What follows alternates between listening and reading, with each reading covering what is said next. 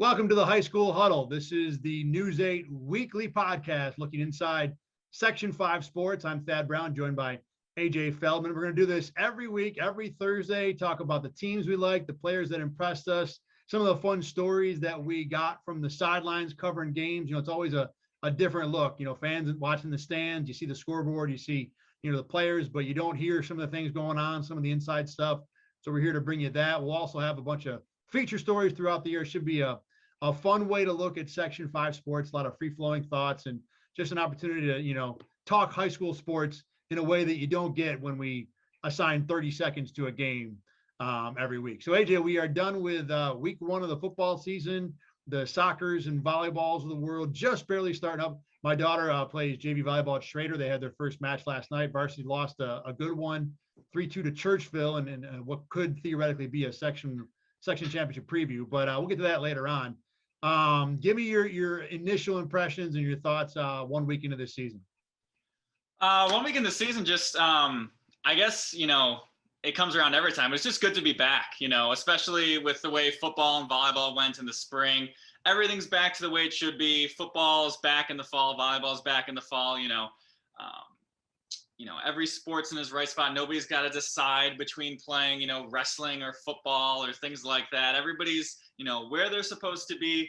We've got big fans back in the crowds for most schools around the area.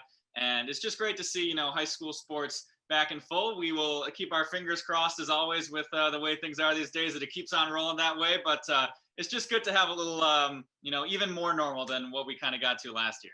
Yeah, the whole time you're saying that, I'm thinking it's good now. Just, I don't know if it's going to stay that way with COVID. I can't really trust it past about 14 days out. But so weekend one of the football season, I turned out to be an overtime magnet. And, for those people who don't, understand how the business works, to take you behind the curtain a little bit, just so everybody knows, to be totally honest, when we cover the game, we really want it to get over as fast as possible. That's kind of our goal, not because we hate the game or don't want it to be fun and interesting, but we almost always have somewhere else to go. And this was the case for me last weekend. Friday night, covered Aquinas Victor, a game that went overtime. I had to hustle my way back to the station, got there about 10 after 10 for an 11 o'clock show.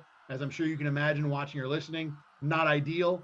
Then on Saturday, went to cover Monroe Pittsford at 1. The next game I had to cover was Pal Mac at 5. Figured I'd have plenty of time. I was looking forward to a nice lunch, a little lounging afternoon, get work done.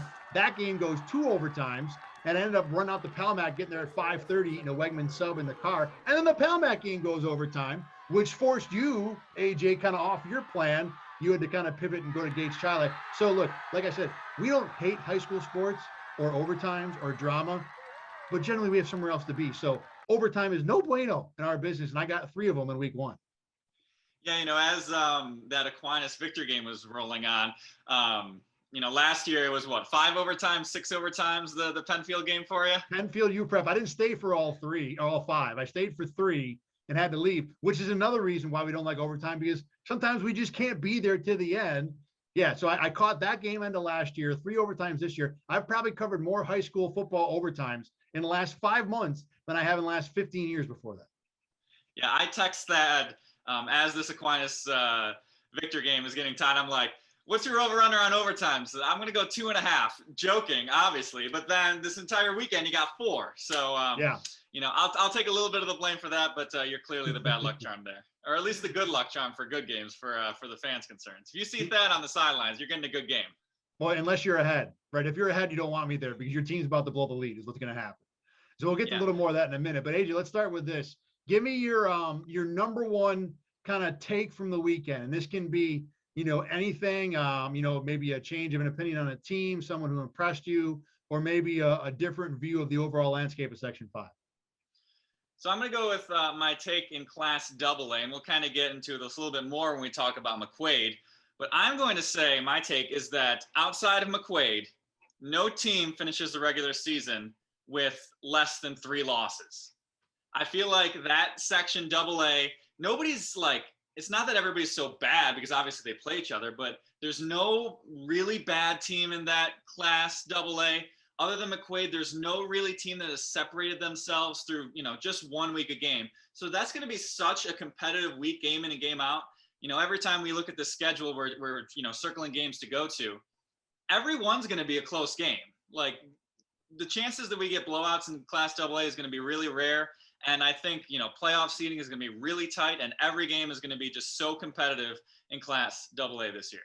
I agree. I think we'll talk a little bit more about why we saw that a game between Monroe and Pittsford, I think, is probably promoting a lot of that thinking. Am I wrong?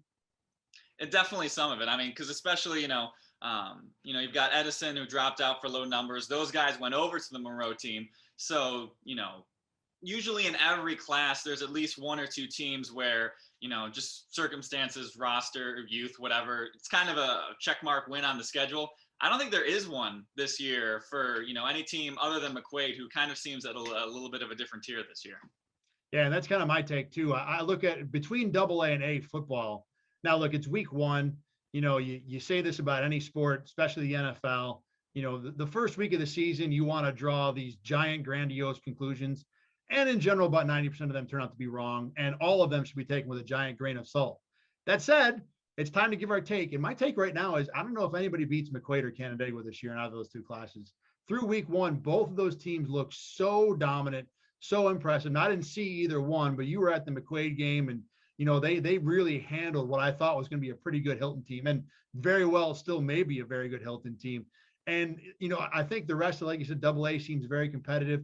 Canandaigua was super impressive against Eastridge, and at AA, at least with the elite teams, McQuaid, Aquinas, Victor, they all seem to lose everybody. I mean, Joe Cairns is gone from McQuaid. Rashawn Baker, the stud running back at Victor, he's gone. Aquinas lost the quarterback whose name I'm not going to pronounce. I know I practiced it last, spring, fall, and I should know it, but I don't. Regardless, all those teams are really brand new, and McQuaid seemed to hit the ground running. Aquinas and Victor, I went to that game, as you said, and the first half was a little bit of a slog. It seemed like both teams were trying to find themselves a little bit. Things picked up a little bit better in the second half, and obviously those are two great programs, so I expect them to develop. But right this second, I don't see anybody beats McQuaid, and the way Canandaigua will look against Eastridge, I don't see anybody beat them this year either. Yeah, definitely. When we looked in the preseason about AA stories to watch and things like that, maybe the biggest story, which isn't really a story, but just everybody kind of left. Even at McQuaid, which picked up where they got from last year, they lost their quarterback, they lost a lot of skill position players. So that entire section was kind of open for the taking, and it might be just McQuaid in the driver's seat. And then even at Canandaigua, like you said, there are some really, quality teams in A2, like we'll get to eventually. Spencerport looked good in week one. East, in a game against Arcadia, which might not be the biggest test, they looked good. Those teams are going to play each other. So that'll probably be a good decider at who's going to be number 2 in A2. But yeah, Canandaigua looks good. They lost a lot of seniors as well from their, football, lacrosse superpower that they had going last year. But it will be tough to find losses for those teams in the schedule. That's no question about it. Dom Camello's back for Canandaigua though, so I mean that's that might be the biggest returning star maybe in all of the section so far. By the way, AJ, good subtle drop in that, reminding me that it's not Class A this year; it's A1 and A2. It's been a long time since we had that in football. We have it in a lot of other sports, but not in football for a while. So yes, Canandaigua at A2, I still think is going to be really tough to beat. All right, now the next segment of the show, we're going to do this just about every week. Story of the weekend. And, like I said, when we cover all these games, there's different little things that happen, fun things that maybe only impress us. It's our podcast, so we can talk about what we want. But things that we think you at home would enjoy hearing about, and certainly will enlighten or educate you about how things work with Section 5 sports. So AJ, you can go first. Give me your story from last weekend. Well, my story from last weekend kind of dates back to the summer. I get an email in the off season from this kid, Zay Collier from McQuaid. He sends me this email. I was like, hey, just want to let you know, I've been working really hard in the off season. Like, I think I'm gonna have a really great year. I was behind some guys last year. I got my time to shine this time. Keep an eye on me, whatever. He mentions he's got brothers who played at, Pitt and Syracuse before. So, nice football pedigree there. And, I kind of brush it off. And then I get the same message on Twitter, like 2 weeks later. I'm like, all right, sorry I ignored your email there. Didn't have time to get to it. We'll keep an eye on you. Well, truth be darned, week one against Hilton, touchdown in the first half against Hilton. Second half, busts out this great play where he takes a little, dump pass to the side, returns field, slams on the brakes, breaks a tackle, scores a touchdown from about 45 yards out, gets an interception and 2 drives later. So, all right, he talked the talk in the offseason. Week 1, he's walking the walk. He's a really fun, exciting player.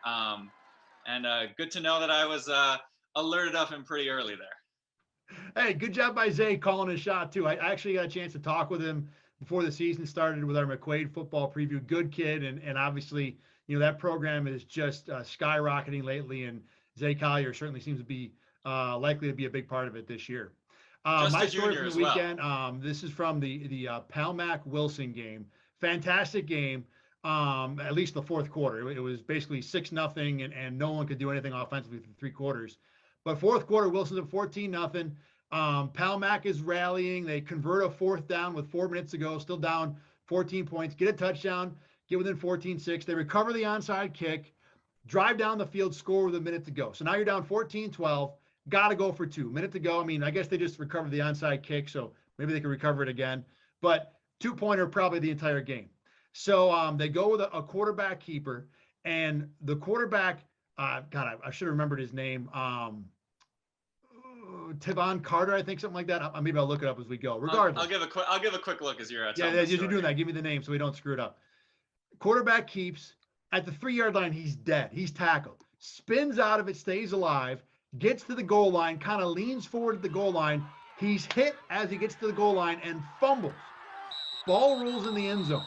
Now, when he's hit, I couldn't tell, and I was right on top of the play. Couldn't tell if he had maybe broken the plane already. Remember, a 2-point conversion, once you break the plane, it's good, play's over.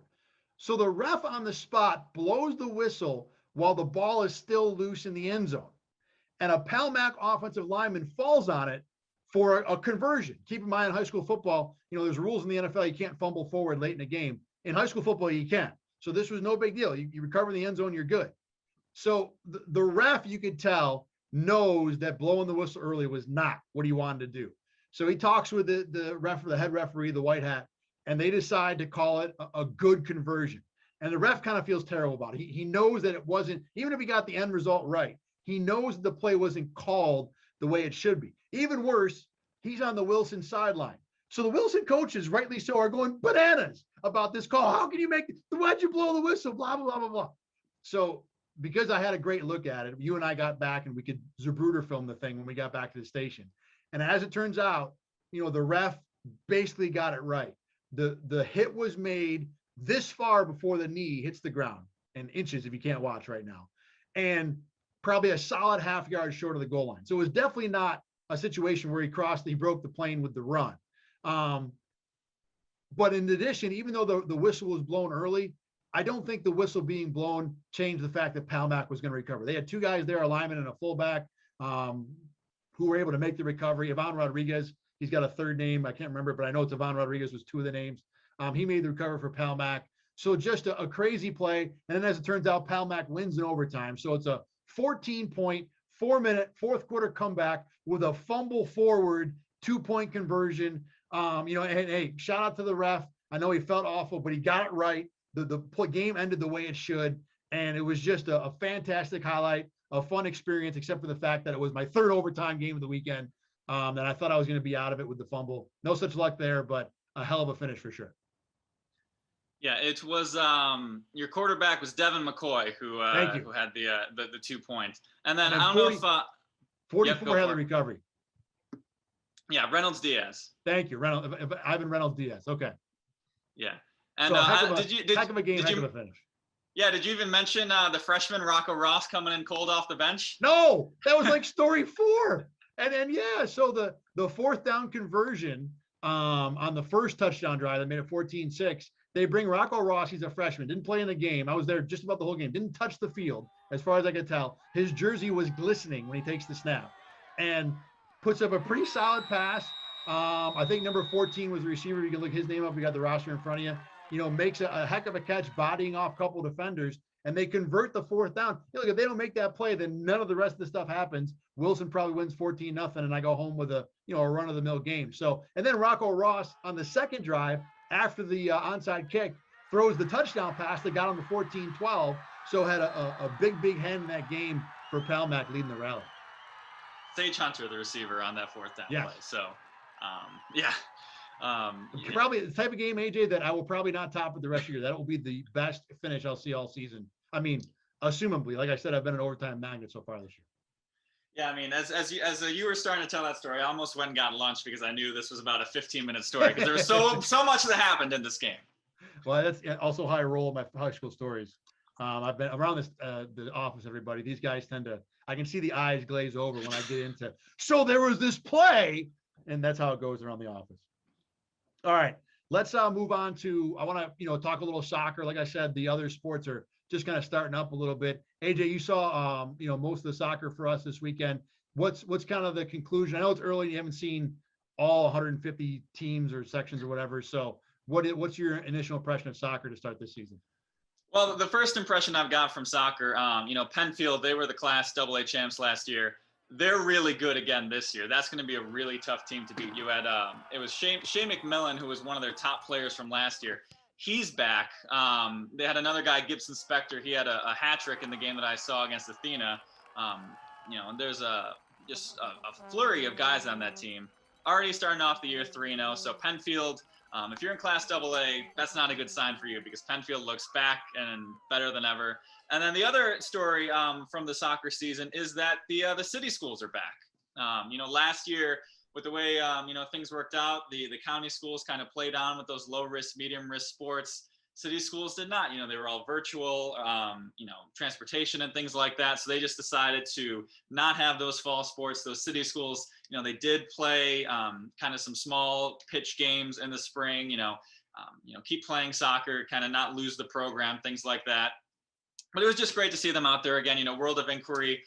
They actually had a lot of seniors graduate last year, so that would have been an interesting team to watch in sectionals. I know they've had some success in the past couple of years. Winning sectionals, 3 or 4 years ago, something like that. Yeah, so it's a shame they didn't get their for sure. Yeah, they didn't get their chance last year. This year, it seems like they did kind of lose a lot of their talent from last year. So this is going to be kind of a little bit of a rebuilding year. I saw them take a tough loss to East Ridge, but good to have them back and once again kind of get a little more back to normal here in this fall here.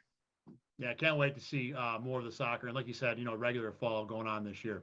All right, let's start to assess where we see Section 5 right now. Let's start with the under the radar team, the team that deserves some pub is what we're going to call it. AJ, you can go first. What team did you kind of maybe surprise you a little bit what they showed you last weekend? I'm taking this in a little bit of a way because this under the radar team did go undefeated and win the sectional title for the first time in school history last year. But in Class B, Honeywell Falls Lima, they had a great win over Livonia last week, the Class C champs. So that's a fun battle. I always love when, top teams from different classes play it out to kind of, duke it out. But that was an HFL team where they lost a lot of their talent from last year. Reese Joint, Pat Lustig, Jake Derby, those were, their triplets from last year. They're seniors who did just about everything for their team last year. And they just hit the ground running again. Brody Young's their quarterback this year. He went 7 for 8, 133 yards, 3 touchdowns. Big Ben Carson, he caught 2 touchdowns of himself. So that, a good job of reloading. It's already, you've already got a good win against Livonia. Obviously, it's week 1. We'll see how good Livonia turns out to be, but that's a strong program traditionally. So just a strong win from a Class B school, and that's going to be another a good season for them. It looks like they played Batavia in the title game last year. They beat up on Bishop Kearney, so that might be another sectional rematch. But another year where a team reloads, and they liked winning the sectional title last year. They might try and do it again this time around.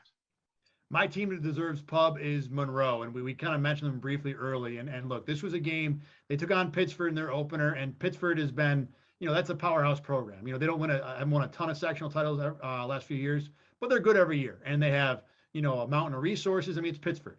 Monroe, with probably half the roster size, played Pittsford to a 43-36 overtime loss. And look, Monroe has. In the game, at least, Monroe had the 2 best players in the field. Number 1, Jaden Johnson's going to stick out to anybody who watches Monroe this year. He's a 6'3" receiver. He is Section 5's current version of Randy Moss, and he did, have a Moss-like catch going over a couple defenders. Actually did it multiple times, but one for an 80-yard touchdown. And in addition, Monroe has a little running back / receiver or linebacker named Mark Mathis, who ripped off an 80-yarder and had one of the best 5-yard touchdown runs you'll ever see, fighting through tackles, reaching for the goal line. So as you know, all the resources and all the quality that Pittsburgh has with their program, I kept on watching these two kids from Monroe and thinking, as long as these two guys are in the field, Monroe has a shot. And they came back a couple times. They were up 7-0 early. It was 21-20 at the half. Got down 8 in the second half. Rallied in the fourth quarter to tie. Actually scored the first touchdown in overtime. So Monroe was in this game, and I was blown away. I can't wait to see Monroe again, especially those two kids. But that was an impressive game. You want to talk about good losses? That was a heck of a loss for Monroe. And when I walked by, end of the game, Pittsburgh won with an interception, and it was a throw to Jaden Johnson, and he was kind of, standing in the same spot, kind of worn out, exhausted by the fight, disappointed he lost. And there were multiple people, fans, Pittsburgh people, media, who were like, "Hey, great game, great game, great game." He clearly impressed a lot of people. Yeah, and last year Monroe, they were one of the weaker teams in Section 5, but they were feisty last year. They gave McQuaid a decent a fight in the first half when I was there. And after you told me all about these this game against Pittsburgh, I went back and watched those highlights from McQuaid. That was the kid last year who had their big play, Jaden Johnson, but you would not have called him Randy Moss last year. I mean, he was good, but just looking at him, you weren't like, wow, this physical specimen. So he's clearly took another step in this offseason. And then another thing you have to mention with Monroe is that, this is a team that really got thrown together, because I'm pretty sure they picked up some of those Edison kids last week when they dropped out. So this team had less than a week at, everybody there to throw this all together. So if there's a team that, has an excuse to certainly build up as the season goes along, I think it's them. All right, let's last segment, looking back at last weekend. AJ, your team of the week doesn't have to be the best team in Section 5, but the one that you saw that impressed you the most. I think the team that impressed me the most was Webster Thomas. Coming off a 2-5 season last year, they had a really tough schedule. They had losses to Canandaigua, East, Spencerport, all undefeated, Brighton, another strong team. So they had a really tough schedule last year, and they looked really good in a win over Gates Chili. Eli Adams playing quarterback, 2 passing touchdowns in the first half, 3 rushing touchdowns in the second half. He can do it all. He can put some nice touch on the ball. He's not just a running quarterback, but he can certainly find some space. He found some good holes, lowered his shoulder once for a touchdown. So in that A1, they can be a team that really surprises from a 2-5 record last year. You've got UPrep, who's going to be good. They beat Penfield week 1. Brighton as well, who's going to be another strong test. But I think Webster Thomas might be one of the biggest surprises in Section 5 this year. My team that I was most impressed by is East High. And, in a weekend where every game I went to seemed to go to overtime, this was the one that did not. Now, look, East took on a Greece Arcadia team that, like you said, has been down in the last few years. So, not exactly a team you want to, draw a conclusion from and say, wow, look at East. But they won the game 45-0. They handled their business, looked very good doing it. One of the highlights of the game, Jamari Gibson had an interception return for a touchdown. This is the same East team that you everybody's seen last few years. They can throw it deep. They'll push you downfield. They've got speed. They're athletes. So again, not a game where I'm going to say, wow, East should make some space in the trophy case for a new brick. But you want to talk about a team that did what they're supposed to do week 1. East High certainly did that. AJ, before we wrap up, let's look ahead to this weekend. What's on tap that's interesting you the most high school wise this weekend? We've got a lot of great games this weekend. First off, Rush Henrietta and Pittsford, the 2 teams that kind of won those 2 of those tight games between, those Class AA teams. So you get a chance to maybe try and assert yourself as, the number 2 dog to McQuaid in week 2 here. So that should be a pretty good game there. Yeah, I agree with that. And I think you're looking at it the right way. I think the winner of that game will be 2-0. Probably coming off 2 fairly close wins, but if you want to talk about number 1 contender status, I think the winner of that gets it for sure. You've also got in the A2 class, Spencerport and East. That'll be a big clash of styles. Spencerport loves to run that wing tee that none of us who shoot games on the sideline ever love to follow, because it's such a pain figuring out where the ball is. And obviously that's the whole point of the offense. It pulls the defense too. East, like I said, quick strike, their speed, their athletic. Is that game at Spencerport or East? That game is at Spencerport. So they're going to play in the slow track. Spencerport, I swear they grow their grass like 8 inches longer than everybody else does. It probably benefits their offense and the way they want to play football. So a good clash of styles. And again, the winner of that one, these are going to be a couple of weeks, both those games where you kind of look at the winner and say, that's the team I want to keep an eye on the rest of the year. Yeah, Spencer Port, Cam Mesh coming back at quarterback. They've got it seems like 8 different guys who played running back / quarterback. Yeah. You can never really assume, if your first highlight is of this quarterback, you have to look up the quarterback of the second highlight because there's a good chance it's somebody different. They just have so many different looks. And like you mentioned, East coming off a big win. I went out there for our preview week, talked to Steve Flagler, their head coach. He gave probably one of the most humble, interviews that I can remember from a preseason interview. Usually, we're ready to go, we're fired up, we're ready. He's like, I think we might be good, but we don't know. None of these guys have really played before, so we might be good, maybe. And that's, really how he said it. They lost, Justice Ross Simmons and Yasir Daniel and Seven McGee, yeah, and guys in the past. So that was a really young team, and they definitely proved themselves in week 1. And then we've got another big clash in A1, UPrep and Brighton, who might be a sectional title game rematch again there.